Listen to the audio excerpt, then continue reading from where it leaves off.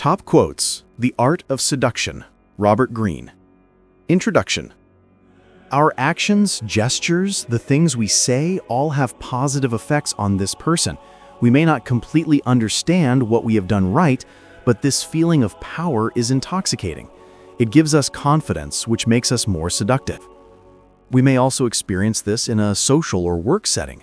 One day we are in an elevated mood and people seem more responsive, more charmed by us. These moments of power are fleeting, but they resonate in the memory with great intensity. We want them back. A seducer does not turn the power on and off. Every social and personal interaction is seen as a potential seduction. There is never a moment to waste. This is so for several reasons. The power seducers have over a man or woman works in social environments because they have learned how to tone down the sexual element without getting rid of it. We may think we see through them, but they are so pleasant to be around anyway that it does not matter. What will seduce a person is the effort we expend on their behalf, showing how much we care, how much they are worth. When they meet someone, their first move is to get inside that person's skin, to see the world through their eyes. The reasons for this are several. First, self-absorption is a sign of insecurity. It is anti-seductive. Everyone has insecurities, but seducers manage to ignore them, finding therapy for moments of self-doubt by being absorbed in the world. This gives them a buoyant spirit. We want to be around them. Second, getting into someone's skin, imagining what it's like to be them, helps the seducer gather valuable information, learn what makes that person tick, what will make them lose their ability to think straight and fall into a trap. Armed with such information, they can provide focused and individualized attention, a rare commodity in a world in which most people see us only from behind the screen of their own prejudices. The seducer knows that people are waiting for pleasure. They never get enough of it from friends and lovers, and they can't get it by themselves. A person who enters their lives offering adventure and romance cannot be resisted. Pleasure is a feeling of being taken past our limits, of being overwhelmed by another person, by an experience. People are dying to be overwhelmed, to let go of their usual stubbornness. Sometimes, their resistance to us is a way of saying, "Please seduce me." Seducers know that the possibility of pleasure will make a person follow them, and the experience of it will make someone open up, weak to the touch. They also train themselves to be sensitive to pleasure. Knowing feeling pleasure themselves will make it that much easier for them to infect the people around them. What people lack in life is not more reality, but illusion, fantasy, play. The clothes that seducers wear, the places they take you to, their words and actions are slightly heightened. Not overly theatrical, but with a delightful edge of unreality, as if the two of you were living out a piece of fiction or were characters in a film. Once you have cultivated your dominant character trait, adding some art to what nature has given you, you can then develop a second or a third trait, adding depth and mystery to your persona. Her seductive power, however, did not lie in her looks. Indeed, many among the women of Alexandria were considered more beautiful than she. What she did have above all other women was the ability to distract a man. In reality, Cleopatra was physically unexceptional and had no political power. Yet both Caesar and Antony, brave and clever men, saw none of this. What they saw was a woman who constantly transformed herself before their eyes, a one-woman spectacle. Her dress and makeup changed from day to day, but always gave her a heightened, goddess-like appearance. Her voice, which all writers talk of, was lilting and intoxicating. Her words could be banal enough, but were spoken so sweetly that listeners would find themselves remembering not what she said, but how she said it. Cleopatra provided constant variety. Tributes, mock battles, expeditions, costumed orgies, everything had a touch of drama and was accomplished with great energy. By the time your head lay on the pillow beside her, your mind was spinning with images and dreams. Her time never seems to be taken up by work or chores. She gives the impression that she lives for pleasure and is always available. The Siren. To get the male to pursue you is relatively simple. A highly sexual presence will do this quite well. But you must not resemble a courtesan or whore, whom the male may pursue only to quickly lose interest in her. Instead, you are slightly elusive and distant, a fantasy come to life. During the Renaissance, the great sirens, such as Tullia d'Aragona, would act and look like Grecian goddesses, the fantasy of the day. Today, you might model yourself on a film goddess, anything that seems larger than life, even awe-inspiring. These qualities will make a man chase you vehemently, and the more he chases, the more he will feel that he is acting on his own initiative. The siren must have an insinuating voice that hints at the erotic, more often subliminally than overtly. The siren never speaks quickly, aggressively, or at a high pitch. Her voice is calm. The key: everything must dazzle, but must also be harmonious so that no single ornament draws attention. Your presence must be charged, larger than life, a fantasy come true. Ornament is used to cast a spell and distract. The siren can also use clothing to hint at the sexual, at times overtly, but more often by suggesting it rather than screaming it. That would make you seem manipulative. Related to this is the notion of selective disclosure, the revealing of only a part of the body, but a part that will excite and stir the imagination. In the late 16th century, Marguerite de Valois, the infamous daughter of Queen Catherine de Medicis of France, was one of the first women ever to incorporate décolletage in her wardrobe, simply because she had the most beautiful breasts in the realm. For Josephine Bonaparte, it was her arms, which she carefully always left bare. The siren moves gracefully and unhurriedly. The proper gestures, movement, and demeanor for a siren are like the proper voice. They hint at something exciting, stirring desire without being obvious. Your air must be languorous, as if you had all the time in the world for love and pleasure. Your gestures must have a certain ambiguity, suggesting something both innocent and erotic. Anything that cannot immediately be understood is supremely seductive, and all the more so if it permeates your manner. The rake. If she feels consumed by your attentions and is confident you will do anything for her, she will notice nothing else about you, or will find a way to forgive your indiscretions. This is the perfect cover for a seducer. The key is to show no hesitation, to abandon all restraint, to let yourself go, to show that you cannot control yourself and are fundamentally weak. Do not worry about inspiring mistrust. As long as you are the slave to her charms, she will not think of the aftermath. When he was alone with them, his manner would suddenly change.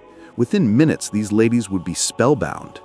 First, he had the most magnificent voice they had ever heard, soft and low, each syllable articulated with a flowing rhythm and inflection that was almost musical.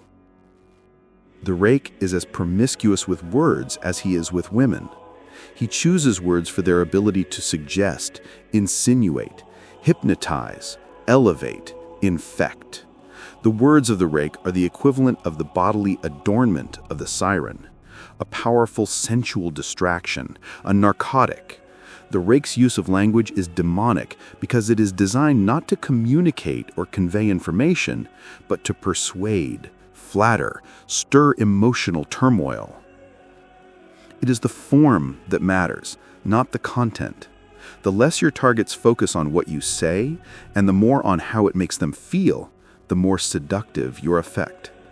Give your words a lofty, spiritual, literary flavor, the better to insinuate desire in your unwitting victims. What the rake offers is what society normally does not allow women, an affair of pure pleasure, an exciting brush with danger. A woman is often deeply oppressed by the role she is expected to play. She is supposed to be the tender, civilizing force in society, and to want commitment and lifelong loyalty. But often her marriages and relationships give her not romance and devotion, but routine and an endlessly distracted mate. It remains an abiding female fantasy to meet a man who gives totally of himself, who lives for her, even if only for a while. The ideal lover. Most people have dreams in their youth that get shattered or worn down with age. They find themselves disappointed by people, events, reality, which cannot match their youthful ideals. Ideal lovers thrive on people's broken dreams, which become lifelong fantasies. You long for romance, adventure, lofty spiritual communion? The ideal lover reflects your fantasy. He or she is an artist in creating the illusion you require, idealizing your portrait. In a world of disenchantment and baseness, there is limitless seductive power in following the path of the ideal lover. A good lover will behave as elegantly at dawn as at any other time. He drags himself out of bed with a look of dismay on his face. The lady urges him on. "Come, my friend, it's getting light. You don't want anyone to find you here." He gives a deep sigh as if to say that the night has not been nearly long enough and that it is agony to leave. Once up, he does not instantly pull on his trousers. Instead, he comes close to the lady and whispers whatever was left unsaid during the night. Even when he is dressed, he still lingers, vaguely pretending to be fastening his sash. Presently, he raises the lattice, and the two lovers stand together by the side door while he tells her how he dreads the coming day, which will keep them apart. Then he slips away. The lady watches him go, and this moment of parting will remain among her most charming memories. Indeed, one's attachment to a man depends largely on the elegance of his leave-taking. When he jumps out of bed, scurries about the room, tightly fastens his trouser sash, rolls up the sleeves of his court cloak, overrobe, or hunting costume, stuffs his belongings into the breast of his robe, and then briskly secures the outer sash, one really begins to hate him. His method was simple. On meeting a woman, he would study her, go along with her moods, find out what was missing in her life, and provide it. The key to following the path of the ideal lover is the ability to observe. Ignore your target's words and conscious behavior. Focus on the tone of their voice, a blush here, a look there, those signs that betray what their words won't say. Often, the ideal is expressed in contradiction. King Louis XV seemed to care only about chasing deer and young girls, but that in fact covered up his disappointment in himself. He yearned to have his nobler qualities flattered. Hint at something for them to aspire to. Reveal your faith in some untapped potential you see in them, and you will soon have them eating out of your hand. The dandy. Since most of us are secretly oppressed by our lack of freedom, we are drawn to those who are more fluid and flaunt their difference. Dandies seduce socially as well as sexually. Groups form around them. Their style is wildly imitated. An entire court or crowd will fall in love with them. In adapting the dandy character for your own purposes, remember that the dandy is by nature a rare and beautiful flower. Be different in ways that are both striking and aesthetic, never vulgar. Poke fun at current trends and styles, go in a novel direction, and be supremely uninterested in what anyone else is doing. Most people are insecure. They will wonder what you're up to, and slowly they will come to admire and imitate you because you express yourself with total confidence. A dandy's style cannot be obvious, for dandies are subtle and never try hard for attention. Attention comes to them. The person whose clothes are flagrantly different has little imagination or taste. Dandies show their difference in the little touches that mark their disdain for convention. Théophile Gautier's red vest, Oscar Wilde's green velvet suit, Andy Warhol's silver wigs. The great English Prime Minister Benjamin Disraeli had two magnificent canes, one for morning, one for evening. At noon, he would change canes no matter where he was. The female dandy works similarly. She may adopt male clothing, say, but if she does, a touch here or there will set her truly apart. No man ever dressed quite like Jean Sand. The overtall hat, the riding boots worn on the streets of Paris, made her a sight to behold. Remember, there must be a reference point. If your visual style is totally unfamiliar, people will think you at best an obvious attention getter, at worst crazy. Instead, create your own fashion sense by adapting and altering prevailing styles to make yourself an object of fascination. The key to such power is ambiguity. In a society where everyone plays a role everyone plays are obvious, the refusal to conform to any standard will excite interest, be both masculine and feminine, impudent and charming, subtle and outrageous. The natural. Childhood is the golden paradise we are always consciously or unconsciously trying to recreate. The natural embodies the longed-for qualities of childhood: spontaneity, sincerity, unpretentiousness. In the presence of naturals, we feel at ease, caught up in their playful spirit, transported back to that golden age. Naturals also make a virtue out of weakness, eliciting our sympathy for their trials, making us want to protect them and help them. As with a child, much of this is natural, but some of it is exaggerated, a conscious, seductive maneuver. Adopt the pose of the natural to neutralize people's natural defensiveness and infect them with helpless delight.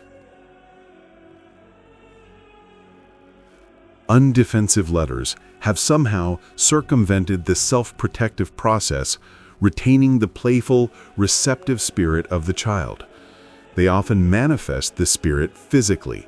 They are graceful and seem to age less rapidly than other people. Of all the natural's character qualities, this one is the most useful. Defensiveness is deadly in seduction. Act defensive, and you'll bring out defensiveness in other people. The undefensive lover, on the other hand, lowers the inhibitions of his or her target, a critical part of seduction. It is important to learn to not react defensively. Bend instead of resist. Be open to influence from others, and they will more easily fall under your spell. Why should one be proud of being playful? For a double reason. First, playfulness connotes childhood and youth. If one can be playful, one still possesses something of the vigor and the joy of young life. But there is a deeper implication. To be playful is, in a sense, to be free. When a person is playful, he momentarily disregards the binding necessities which compel him in business and morals, in domestic and community life. What galls us is that the binding necessities do not permit us to shape our world as we please. What we most deeply desire, however, is to create our world for ourselves. Whenever we can do that, even in the slightest degree, we are happy. Now, in play, we create our own world. People are drawn to those who expect a lot out of life, whereas they tend to disrespect those who are fearful and undemanding. Wild independence has a provocative effect on us. It appeals to us while also presenting us with a challenge. We want to be the one to tame it, to make the spirited person dependent. In October of 1925, Paris society was all excited about the opening of the Revue Negre. Jazz, or in fact anything that came from Black America, was the latest fashion, and the Broadway dancers and performers who made up the Revue Negre were African American. On opening night, artists and high society packed the hall. The show was spectacular, as they expected, but nothing prepared them for the last number, performed by a somewhat gawky, long-legged woman with the prettiest face, Josephine Baker, a 20-year-old chorus girl from East St. Louis. She came on stage bare-breasted, wearing a skirt of feathers over a satin bikini bottom with feathers around her neck and ankles. Although she performed her number called Danse Sauvage with another dancer, also clad in feathers, all eyes were riveted on her. Her whole body seemed to come alive in a way the audience had never seen before. Her legs moving with the litheness of a cat, her rear end gyrating in patterns that one critic likened to a hummingbird's. As the dance went on, she seemed possessed, feeding off the crowd's ecstatic reaction. And then there was the look on her face. She was having such fun. She radiated a joy that made her erotic dance oddly innocent, even slightly comic. By the following day, word had spread. A star was born. Josephine became the heart of the Revue Negre, and Paris was at her feet. Within a year, her face was on posters everywhere. There were Josephine Baker perfumes, dolls, clothes. Fashionable French women were slicking their hair back a la Baker, using a product called Baker Fix. They were even trying to darken their skin. Such sudden fame represented quite a change. For just a few years earlier, Josephine had been a young girl growing up in East St. Louis, one of America's worst slums. She had gone to work at the age of 8, cleaning houses for a white woman who beat her. She had sometimes slept in a rat-infested basement. There had never been heat in the winter. She had taught herself to dance in her wild fashion to help keep herself warm. In 1919, Josephine had run away and become a part-time vaudeville performer, landing in New York 2 years later without money or connections. She had had some success as a clowning chorus girl, providing comic relief with her crossed eyes and screwed-up face, but she hadn't stood out. She was aware that although black culture had become the vogue, what the French had fallen in love with was a kind of caricature. If that was what it took to be successful, so be it. But Josephine made it clear that she did not take the caricature seriously. Instead, she reversed it, becoming the ultimate French woman of fashion, a caricature not of blackness, but of whiteness. Everything was a role to play: the comedian, the primitive dancer, the ultra-stylish Parisian.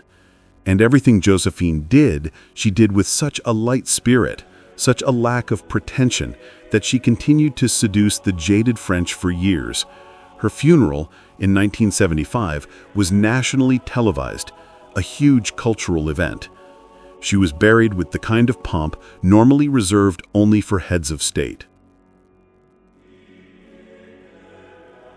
When children are absorbed in make-believe, they are hopelessly charming.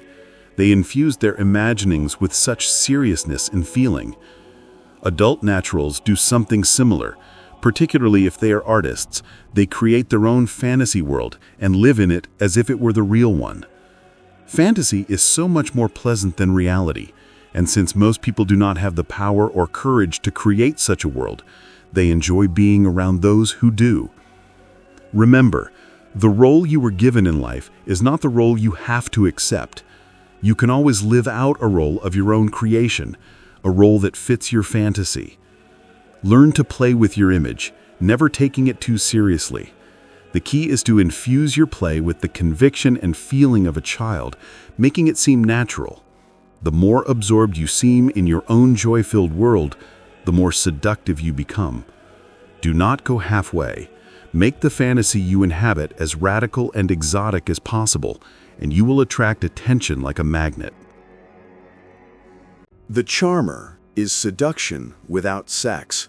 Charmers are consummate manipulators, masking their cleverness by creating a mood of pleasure and comfort. Their method is simple. They deflect attention from themselves and focus it on their target. They understand your spirit, feel your pain, adapt to your moods. In the presence of a charmer, you feel better about yourself. Charmers do not argue or fight, complain or pester. What could be more seductive? By drawing you in with their indulgence, they make you dependent on them, and their power grows. Learn to cast the charmer's spell by aiming at people's primary weaknesses, vanity and self-esteem. Sexuality is extremely disruptive. The insecurities and emotions it stirs up can often cut short a relationship that would otherwise be deeper and longer lasting.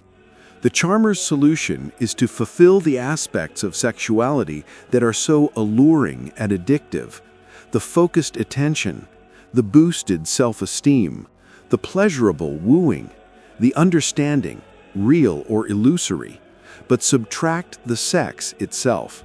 It's not that the charmer represses or discourages sexuality. Lurking beneath the surface of any attempt at charm is a sexual tease, a possibility. Charm cannot exist without a hint of sexual tension. It cannot be maintained, however, unless sex is kept at bay or in the background. The word charm comes from the Latin carmen, a song, but also an incantation tied to the casting of a magical spell. The charmer implicitly grasps this history, casting a spell by giving people something that holds their attention, that fascinates them.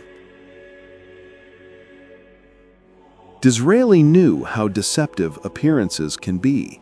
People were always judging him by his face and by his clothes, and he had learned never to do the same to them.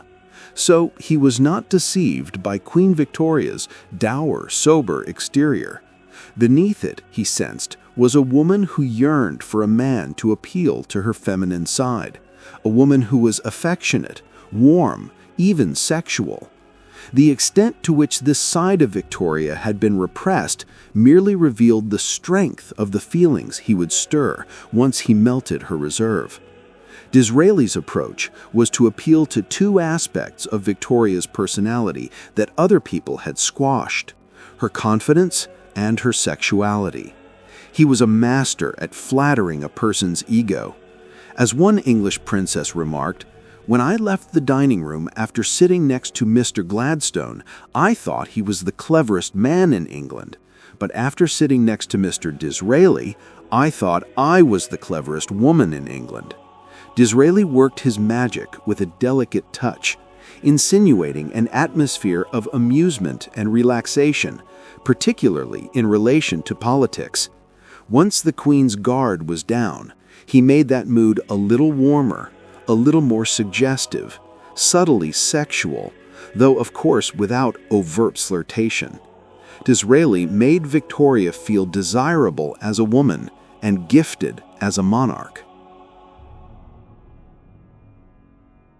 In 1761, Empress Elizabeth of Russia died, and her nephew ascended to the throne as Tsar Peter III. Peter had always been a little boy at heart. He played with toy soldiers long past the appropriate age, and now, as Tsar, he could finally do whatever he pleased and the world be damned. Peter concluded a treaty with Frederick the Great that was highly favorable to the foreign ruler. Peter adored Frederick, and particularly the disciplined way his Prussian soldiers marched. This was a practical debacle. But in matters of emotion and etiquette, Peter was even more offensive. He refused to properly mourn his aunt, the Empress, resuming his war games and parties a few days after the funeral. What a contrast he was to his wife, Catherine. She was respectful during the funeral, was still wearing black months later, and could be seen at all hours beside Elizabeth's tomb, praying and crying. She was not even Russian, but a German princess who had come east to marry Peter in 1445 without speaking a word of the language. Even the lowest peasant knew that Catherine had converted to the Russian Orthodox Church and had learned to speak Russian with incredible speed and beautifully. At heart, they thought, she was more Russian than all of those fops in the court. During these difficult months, while Peter offended almost everyone in the country, Catherine discreetly kept a lover, Grigory Orlov, a lieutenant in the Guards. It was through Orlov that word spread of her piety, her patriotism, her worthiness for rule. How much better to follow such a woman than to serve Peter? Late into the night, Catherine and Orlov would talk, and he would tell her the army was behind her and would urge her to stage a coup. She would listen attentively, but would always reply that this was not the time for such things. Orlov wondered to himself, perhaps she was too gentle and passive for such a great step. Peter's regime was repressive, and the arrests and executions piled up. He also grew more abusive toward his wife, threatening to divorce her and marry his mistress. One drunken evening, driven to distraction by Catherine's silence and his inability to provoke her, he ordered her arrest. The news spread fast, and Orlov hurried to warn Catherine that she would be imprisoned or executed unless she acted fast. This time, Catherine did not argue.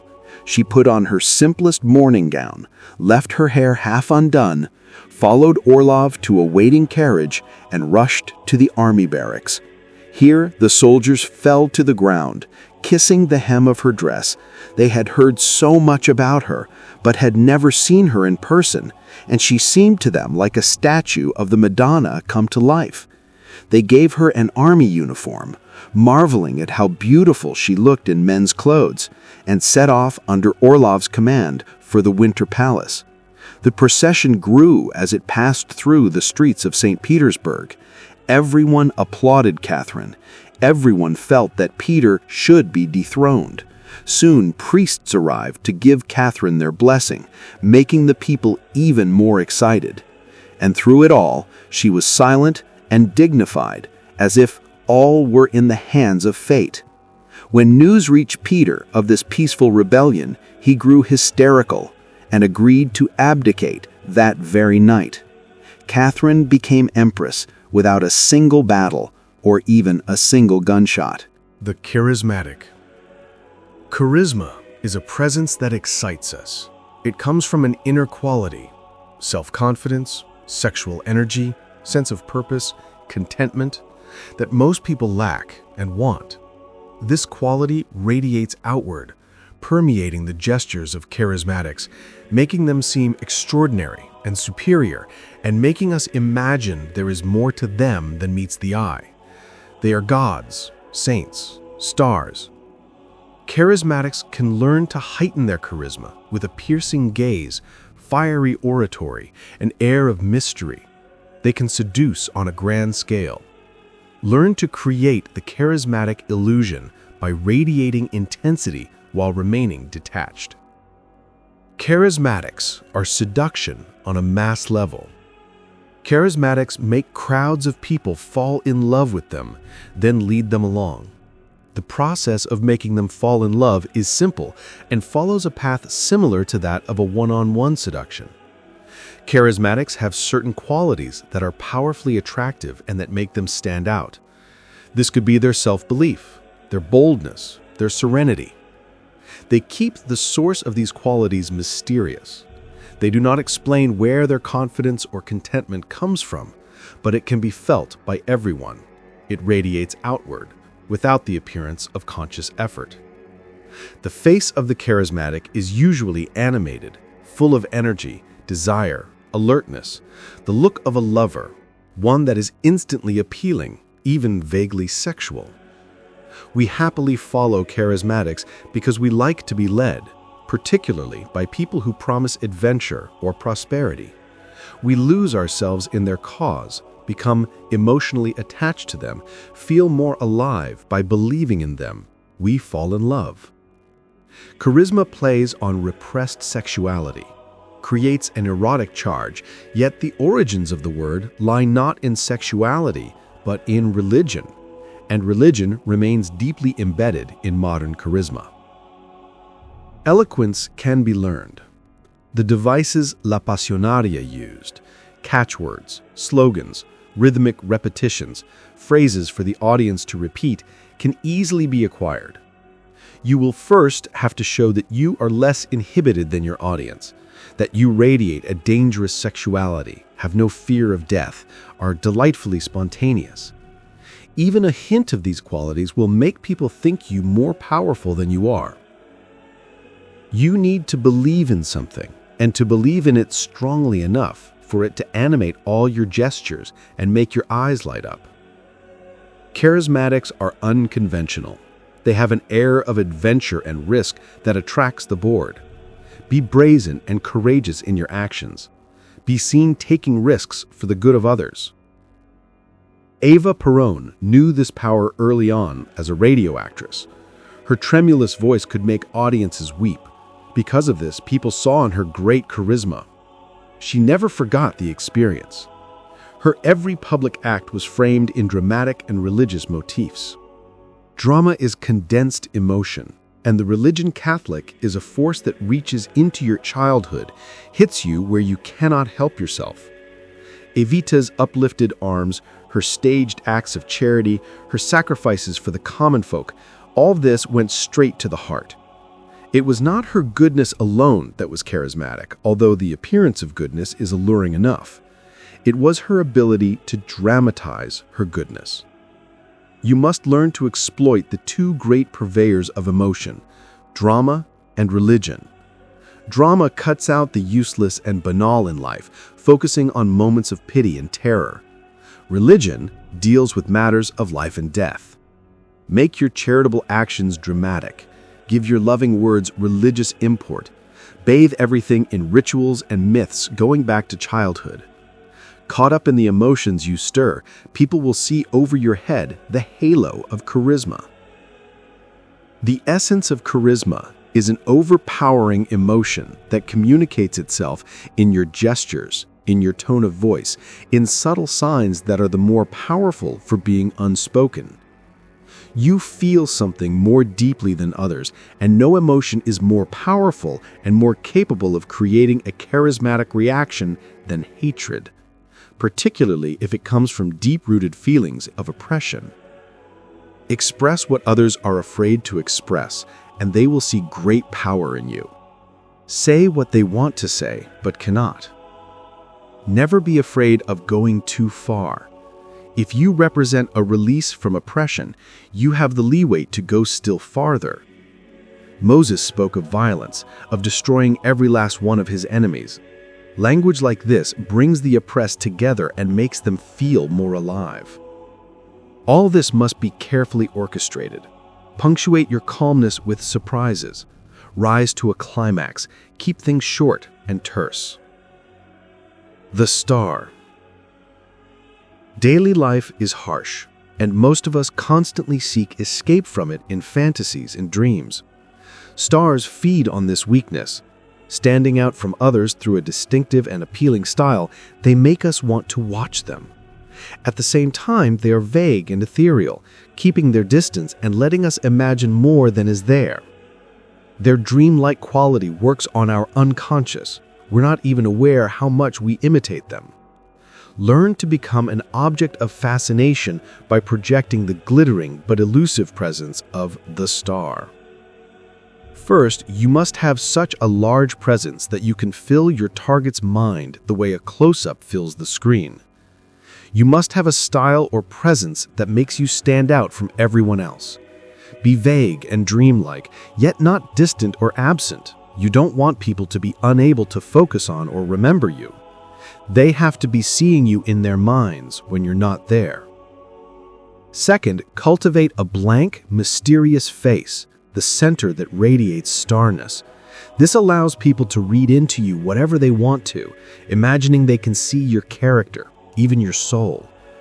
Instead of signaling moods and emotions, instead of emoting or over-emoting, the star draws in interpretations. The key is to represent a type, as Jimmy Stewart represented the quintessential middle American, Cary Grant the smooth aristocrat. People of your type will gravitate to you, identify with you, share your joy or pain. The attraction must be unconscious, conveyed not in your words, but in your pose, your attitude. Now more than ever, people are insecure, and their identities are in flux. Help them fix on a role to play in life, and they will flock to identify with you. Simply make your type dramatic, noticeable, and easy to imitate. The anti-seducer. An adorer of paradox, he consciously played up his own weirdness and ambiguity, the contrast between his mannered appearance and his witty, effortless performance. Naturally warm and spontaneous, he constructed an image that ran counter to his nature. People were repelled, confused, intrigued, and finally drawn to this man who seemed impossible to figure out. By sending mixed signals in that first encounter, you create a little surprise, a little tension. You seem to be one thing, innocent, brash, intellectual, witty, but you also throw them a glimpse of something else, devilish, shy, spontaneous, sad. Keep things subtle. If the second quality is too strong, you will seem schizophrenic. But make them wonder why you might be shy or sad underneath your brash intellectual wit, and you will have their attention. This is the lure of the exotic. In your role of seducer, try to position yourself as coming from outside, as a stranger of sorts. You represent change, difference, a breakup of routines. Make your victims feel that by comparison, their lives are boring. Create a sub-language. Bold statements followed by retraction and apology. Ambiguous comments, banal talk combined with alluring glances that enters the target's unconscious to convey your real meaning. Make everything suggestive. Slips of the tongue, apparently inadvertent sleep on it comments, alluring references, statements for which you quickly apologize, all of these have immense insinuating power. They get under people's skin like a poison and take on a life of their own. The key to succeeding with your insinuations is to make them when your targets are at their most relaxed or distracted, so that they are not aware of what is happening. Polite banter is often the perfect front for this. People are thinking about what they will say next or are absorbed in their own thoughts. Your insinuations will barely register, which is how you want it. One night he remarked that he liked the color of her hair. It was clairol, blue-black, she explained. He wanted to have the same color. She had to bring him a bottle. She did as he asked, imagining he was joking, but a few days later he requested her presence at the palace to dye his hair for him. She did so, and now they had the exact same hair color. The book, Sukarno, an autobiography as told to Cindy Adams, was published in 1965. In all the seductive tactics, entering someone's spirit is perhaps the devilish of all. It gives your victims the feeling that they are seducing you. The fact that you are indulging them, imitating them, entering their spirit suggests that you are under their spell. You are not a dangerous seducer to be wary of, but someone compliant and unthreatening. The attention you pay to them is intoxicating. Since you are mirroring them, everything they see and hear from you reflects their own ego and tastes. What a boost to their vanity. All this sets up the seduction, the series of maneuvers that will turn the dynamic around. Once their defenses are down, they are open to your subtle influence. Soon, you will begin to take over the dance, and without even noticing the shift, they will find themselves entering your spirit. This is the end game. When you are mirroring someone, do not stop at the person they have become. Enter the spirit of that ideal person they wanted to be.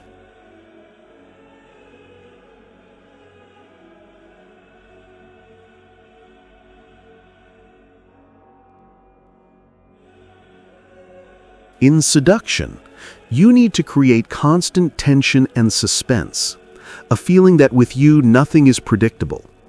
Do not think of this as a painful challenge. You are creating drama in real life. So pour your creative energies into it. Have some fun. There are all kinds of calculated surprises you can spring on. A child is usually a willful, stubborn creature who will deliberately do the opposite of what we ask. But there is one scenario in which children will happily give up their usual willfulness when they are promised a surprise. Perhaps it is a present hidden in a box, a game with an unforeseeable ending, a journey with an unknown destination, a suspenseful story with a surprise finish. In those moments when children are waiting for a surprise, their willpower is suspended. They are in your thrall for as long as you dangle possibility before them.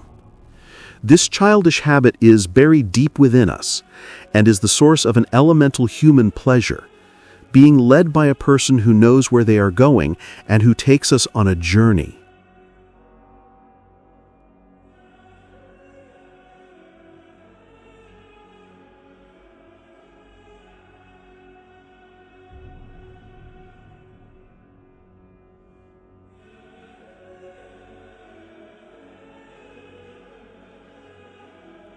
Not only does suddenness create a seductive jolt, it conceals manipulations. Appear somewhere unexpectedly, say or do something sudden, and people will not have time to figure out that your move was calculated. Take them to some new place as if it only just occurred to you. Suddenly reveals some secret. Made emotionally vulnerable, they will be too bewildered to see through you. Anything that happens suddenly seems natural, and anything that seems natural has a seductive charm. Conclusion. Learn to sniff out the parts of a person's ego that need validation. Make it a surprise, something no one else has thought to flatter before, something you can describe as a talent or positive quality that others have not noticed. Speak with a little tremor, as if your target's charms had overwhelmed you and made you emotional. The key to distracting people, seduction is distraction, is to fill their eyes and ears with details, little rituals, colorful objects. Detail is what makes things seem real and substantial. A thoughtful gift won't seem to have an ulterior motive. A ritual full of charming little actions is so enjoyable to watch. Jewelry, handsome furnishings, touches of color in clothing dazzle the eye. It is a childish weakness of ours. We prefer to focus on the pleasant little details rather than on the larger picture. The more senses you appeal to, the more mesmerizing the effect. The objects you use in your seduction, gifts, clothes, etc., speak their own language, and it is a powerful one. The details you set up, gifts, entertainments, the clothes you wear, the flowers you choose, are aimed precisely at their tastes and predilections. Genji knew he was dealing with a young girl who loved romantic novels. His wildflowers, koto playing, and poetry brought their world to life for her. Attend to your target's every move and desire, and reveal your attentiveness in the details and objects you surround them with, filling their senses with the mood you need to inspire. They can argue with your words, but not with the effect you have on their senses. As we grow older, our senses get dulled. We no longer notice as much, for we are constantly hurrying to get things done, to move on to the next task. In seduction, you are always trying to bring the target back to the golden moments of childhood. A child is less rational, more easily deceived. A child is also more attuned to the pleasures of the senses. So when your targets are with you, you must never give them the feeling they normally get in the real world, where we are all rushed, ruthless, out for ourselves. You need to deliberately slow things down and return them to the simpler times of their youth. The details that you orchestrate, colors, gifts, little ceremonies, are aimed at their senses, at the childish delight we take in the immediate charms of the natural world.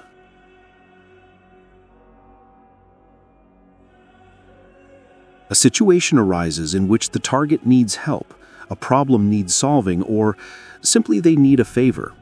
You cannot foresee these situations, but you must be ready for them, for they can spring up at any time. Impress the target by going further than really necessary, sacrificing more money, more time, more effort than they had expected. Your target will often use these moments, or even manufacture them as a kind of test. Will you retreat, or will you rise to the occasion? You cannot hesitate or flinch, even for a moment, or all is lost. If necessary, make the deed seem to have cost you more than it has, never with words, but indirectly. exhausted looks, reports spread through a third party, whatever it takes. When dealing with difficult or resistant targets, it is usually best to improvise the way Greene did. If your action seems sudden and a surprise, it will make them more emotional, loosen them up. A little roundabout accumulation of information, a little spying, is always a good idea. Most important is the spirit in which you enact your proof. If you are lighthearted and playful, if you make the target laugh, proving yourself and amusing them at the same time, it won't matter if you mess up, or if they see you have employed a little trickery. They will give in to the pleasant mood you have created.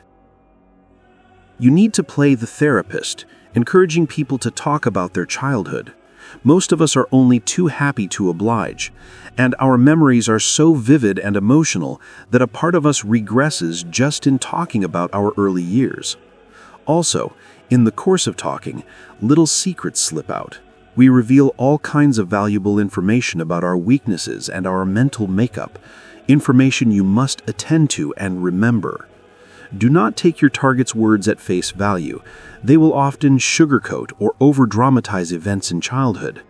But pay attention to their tone of voice, to any nervous tics as they talk, and particularly to anything they do not want to talk about, anything they deny or that makes them emotional.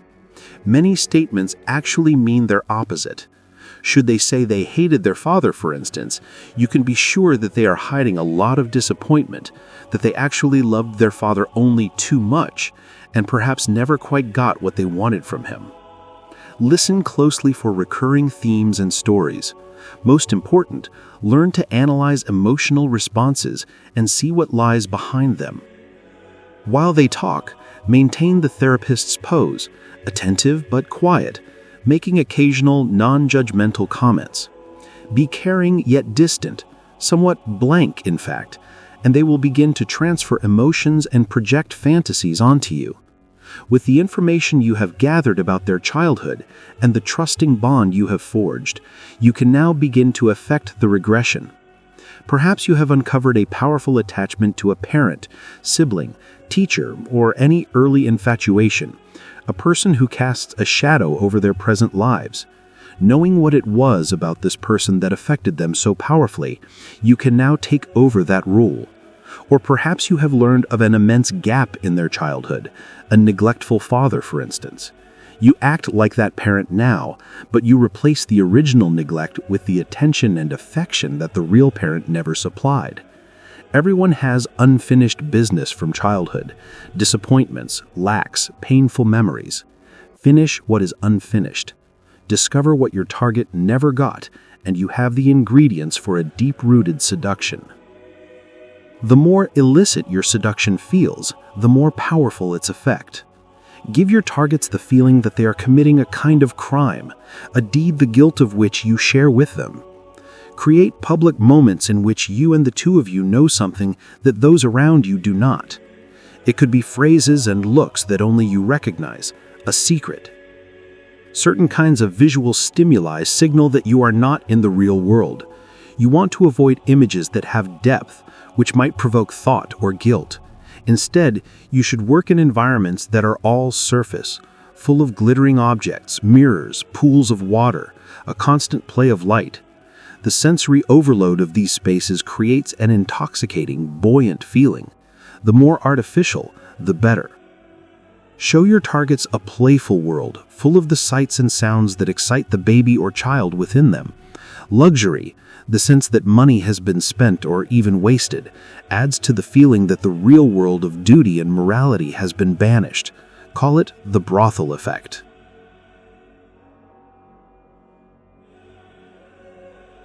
The soft sell has the potential to draw in millions because it is entertaining, gentle on the ears, and can be repeated without irritating people. The technique was invented by the great charlatans of 17th century Europe. To peddle their elixirs and alchemy concoctions, they would first put on a show, clowns, music, vaudeville-type routines that had nothing to do with what they were selling. A crowd would form, and as the audience laughed and relaxed, the charlatan would come on stage and briefly and dramatically discuss the miraculous effects of the elixir. By honing this technique, The charlatans discovered that instead of selling a few dozen bottles of the dubious medicine, they were suddenly selling scores or even hundreds.